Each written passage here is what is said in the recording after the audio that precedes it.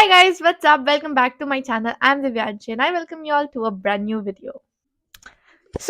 तुम्हारे इतने ज़्यादा रिक्वेस्ट के बाद फाइनली ये वीडियो आ चुका है, जो कि मुझे पता है थोड़ा-सा लेट है, but it will be worth it. Sanskrit exam की strategy. Sanskrit used to be a subject जिसमें मैं खुद इतना ज़्यादा स्ट्रगल करती थी कि मैं तुम्हें बता नहीं सकती हूँ। मतलब वो ही एक ऐसा सब्जेक्ट था जिसमें मैं कभी अच्छा कर ही नहीं सकती थी डिस्पाइट प्रैक्टिस, क्योंकि मुझे बेसिक्स भी नहीं आते थे। मुझे बालक शब्द रूप 10th ग्रेड के जनवरी एंड तक नहीं याद हुआ था, तो तुम समझ लो मेरी संस्कृत में क्या हाल थी। लेकिन एक चीज़ बहुत अच्छी है कि मैंने उन्हें फाइंड किया था, जो कि I think he is the OG final step solution for you for Sanskrit master साहब। भाई अगर मैं तुम्हें बता देती हूँ, ये पूरे वीडियो में मैं तुम्हें कोई टिपिकल स्ट्रैटेजी बताने नहीं वाली हूँ, मैं तुम्हें बस इतना ही बताऊँगी कि तुम्हें उन्हें फॉलो कैसे करना है। And this video is not sponsored. मतलब उन्होंने सीरियसली मुझे जब गाइड करना चालू किया, मतलब ऑनलाइन क्लासेस होता था, राइट?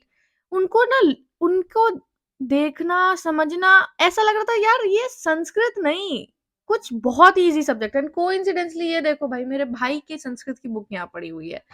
6th क्लास था जब संस्कृत इंट्रोड्यूस हुआ और मुझे कसम से एक भी शब्दार्थ, एक भी शब्द रूप, धातु रूप कुछ याद नहीं होता था। बस तीता अंति सीता था आमी आवा आमा, इतना ही मुझे आता था। और जब एग्जाम्स होते थे तो मैं रट लेती थी कैसे भी करके मैं, मतलब लाइक पास हो जाती थी। मान लो 100 मार्क्स का है तो मुझे 70-60 तो आ ही जाता था आराम से। But this time my goal was different. मुझे मन था कि मैं संस्कृत में स्कोर करूं, ताकि मैं अपने आप को प्रूव तो कर पाऊं कि जिस सब्जेक्ट में मैं इतनी पुअर हूं उसमें मैं कुछ अच्छा कर पाऊं, है ना?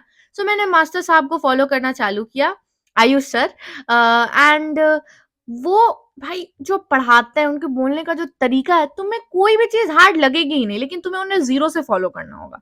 वो तुम्हें बोलेंगे कि वो लिटरली आज तक एक भी बार नहीं बोले धातु रूप रटने के लिए या शब्द रूप रटने के लिए। वो खुद ही याद करवा देते हैं पढ़ाते पढ़ाते। वो बस बता देते हैं कि इसके लिए ये याद करना जरूरी है, इसके लिए ये याद करना जरूरी है। एंड यार संस्कृत एग्जाम में स्कोर अगर तुम्हें करना ना, तुम्हें तुम्हारा ग्रामर पोर्शन बहुत ज्यादा अच्छा करना होगा। अगर तुम्हें 90 प्लस स्कोर करना है, ईजी है 90 प्लस स्कोर करना अगर तुम्हारा ग्रामर अच्छा हो गया। वो कैसे होगा? जब तुम एक बार सिलेबस खुद से एनालाइज करोगे और प्रत्यय, समास, फिर जो भी चीज आता है ना, अनुवाद हो गया, फिर उसके बाद तुम्हारा अव्यय हो गया, इस सब से क्वेश्चन जब आता है ना यार, बहुत ईजी आता है, बहुत ही ज्यादा टू द एनसीईआरटी होता है और कहीं से भी बाहर से नहीं क्वेश्चन पूछा जाता है। अगर तुमने सीरियसली इन 3 दिनों में, जो कि मतलब 2 दिनों में कह सकते हो, अच्छे से सर को फॉलो किया, मास्टर साहब को, तो तुम्हारा सारा प्रॉब्लम सॉल्व हो जाएगा। इस सब में मुझे इसी में सबसे ज्यादा प्रॉब्लम आती थी, क्योंकि लिटरेचर से क्वेश्चन तो एक्सट्रैक्ट भेज जाते हैं, कुछ याद करने वाला क्वेश्चन तो ऐसा आता नहीं है तुमको। एक्सट्रैक्ट देगा, उससे क्वेश्चन पूछेगा और एक्सट्रैक्ट में ही आंसर छुपा होता है। और एक और चीज, पेपर भी संस्कृत की बहुत अच्छी सी चेकिंग होती है मोस्ट ऑफ द टाइम, क्योंकि टीचर्स को पता रहता है कि बच्चा संस्कृत में थोड़ा वीक होगा। तो तुम अगर पेपर प्रेजेंटेशन अच्छा देते हो, एक क्वेश्चन लिखने के बाद प्रॉपर लाइन बना के फिर दूसरा चालू करना, पत्र में अच्छे से नंबरिंग करना, फिर अंडरलाइन करना। हाँ, पत्र से याद आया यार, पत्र का बहुत लिमिटेड टाइप्स है। और पत्र मैं बोलूंगी एग्जाम से पहले कम से कम 10-15 पत्र एटलीस्ट देख के जाओ, क्योंकि बहुत बार ऐसा होता है ना, एक तो पीवाईक्यू से भी पत्र आ सकता है, चित्र लेखन में भी तुम्हें एक बार तो उनकी वीडियो देखनी है। वो तुम्हें लिटरली 10 से 15 कॉमन लाइंस बनाएंगे जो तुम किसी भी चित्र में यूज कर सकते हो।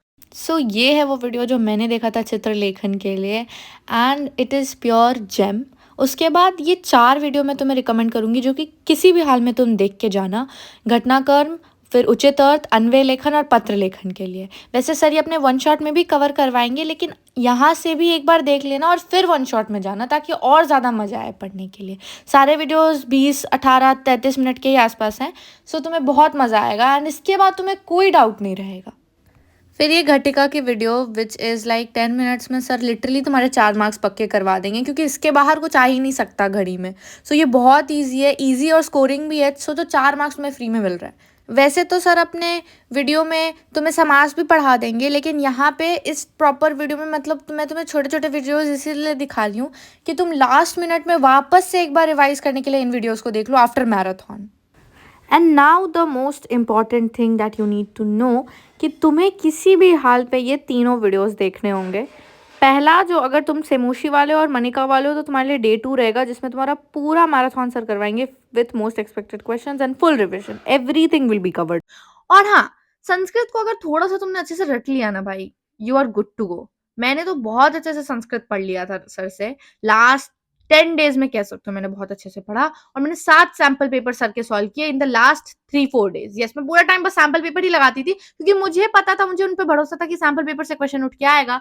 एंड गाइस, आया पूरा का, ऐसा लग रहा था सर का ही सैंपल पेपर मैं सॉल्व कर रही हूँ। जब मैं फाइनल बोर्ड एग्जाम में, मेरा फर्स्ट एग्जाम था मेरा संस्कृत, तुम्हें सर बताएंगे मोस्ट इंपॉर्टेंट पॉइंट, जहां जहां से क्वेश्चन आएगा उसको एकदम माइंड में सेट करके रखना, एंड खुद थोड़ा 5-6 बार लिख लिख के उसको याद कर लो। अब बालक शब्द रूप तुम्हें याद रहना चाहिए, और एक लता शब्द रूप भी तुम्हें याद रहना चाहिए। बालक और लता याद कर लो, ज्यादा टाइम नहीं लगेगा, काफी सिमिलर ही है वो। कम से कम 1 घंटा दो, पूरा याद कर लो, तो 2-4 बार लिख के देखो। और अनुवाद अब कैसे करें, सर ने अपने खुद के ऐप पे भी, उनका ऐप है उसमें ना दिया था 60-70 अनुवाद करने के लिए, और सबके आंसर्स भी थे। मैंने वो 60-70 अनुवाद कम से कम 2-3 बार बनाया भाई। आधा से ज्यादा अनुवाद तो उसी से उठ के आ जाते, क्योंकि सीबीएसई के पास बहुत लिमिटेड ऑप्शन है अनुवाद देने के लिए, कि मैं और मेरा फ्रेंड पढ़ रहा है, ये क्वेश्चन तो आता ही है। यस, ये पूरी वीडियो मुझे पता है कि मैं तुम्हें मास्टर साहब के ही बारे में बता रही हूँ, बट तुम्हें मैं बता रही हूँ कि तुम्हें उनको किस ऑर्डर में फॉलो करना है। उनका मैराथन चलेगा, तो तुम्हें उसे देखना है। उसके बाद तुम्हें पूरा दिन बस संस्कृत को देना है, क्योंकि तुम्हारा 25th को एसएसटी का एग्जाम है। तो तुम एसएसटी 3 दिन में कर सकते हो, लेकिन अगर संस्कृत के लिए तुमने 2 दिन बहुत अच्छे से टाइम दे दिया ना भाई, तुम्हारे नंबर बचा लेगा, तुम्हारा परसेंटेज बचा लेगा संस्कृत। सच बता रही हूँ, दिल से बता रही हूँ। 3 दिन में एसएसटी अच्छे से हो जाएगा। जब तुम 22 को अपना एग्जाम दे के आओगे, तो तुम्हारे पास 22 बचेगा पूरा दिन रात तक, थोड़ा लेट नाइट तक कुछ दिन पढ़ो, फिर तुम्हारे पास 23 बचेगा, फिर तुम्हारे पास 24 भी रहेगा पढ़ने के लिए। और ऑब्वियसली तुम स्टार्टिंग से भी थोड़ा बहुत एसएसटी पढ़ते आ ही रहे होगे, और फिर तुम्हारे पास 25th का मॉर्निंग भी रहेगा रिवाइज करने के लिए मैप वर्क को।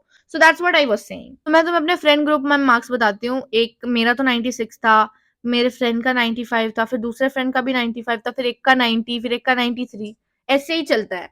90 से नीचे संस्कृत में लाना मतलब पॉसिबल ही नहीं है यार, क्योंकि पेपर बहुत इजी आएगा, बहुत ही। तुम पेपर देख के बोलोगे यार ये क्या है, ये तो हलवा है। लेकिन वो हलवा लगने से पहले तुम्हें सबसे पहले माइंड में ये चीज, एक और चीज, कॉन्ग्रेचुलेशन की तुमने हिंदी नहीं लिया, because Hindi is far worse than Sanskrit.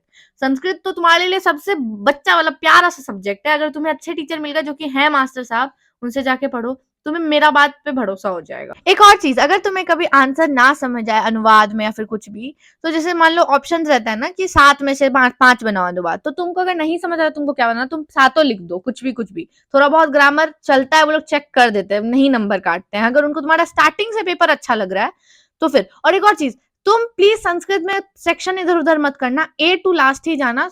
Sanskrit के टीचर्स को वही पसंद है, मैंने ये चीज नोटिस किया है। तुम अगर अच्छे से सॉल्व करो, एकदम सजा सजा के, जैसे मान लो क्वेश्चन नंबर 13 लिखे, उसको एक सर्कल में डालो, एकदम सजा के पेपर बनाओ, उन्हें बहुत अच्छा लगेगा। वो इतना फिर लीनियंटली चेक करेंगे। और हाँ, वो जो रहता है अंडरलाइंड को क्वेश्चन में कन्वर्ट करना रहता है, प्रश्न निर्माण करने वाला की, तो उसमें भी तुम्हें बहुत ही ज्यादा लाइक ध्यान से करना होगा, क्योंकि वो एक पोर्शन है जिसमें मेरे 96 है ना, राइट, 4 नंबर कटे थे। हाँ, उसमें से मेरे 2 नंबर कटे हैं, और अनुवाद में मेरा 1 नंबर कटा है, और 1 नंबर कहीं कटा होगा फिर। तो वही है कि तुम्हें इस चीज के लिए बहुत ध्यान रखना है। 100 आउट ऑफ 100 तुम स्कोर कर सकते हो अगर तुमने घटनाक्रम अनुसार ध्यान से, घटनाक्रम अनुसार 3-4 चैप्टर का ही, एक बुद्धि बलवती का आता है, और आता है वो कौवा वाला चैप्टर उससे। बट तुमको वो मास्टर साहब बता देंगे कि इस साल के लिए सबसे इंपॉर्टेंट क्या है। और अनसीन पैसेज काफी इजी आता है, उसके लिए भी तुम टेंशन मत लेना। इंग्लिश जैसे या हिंदी जैसा हाल नहीं रहेगा इसका। यस,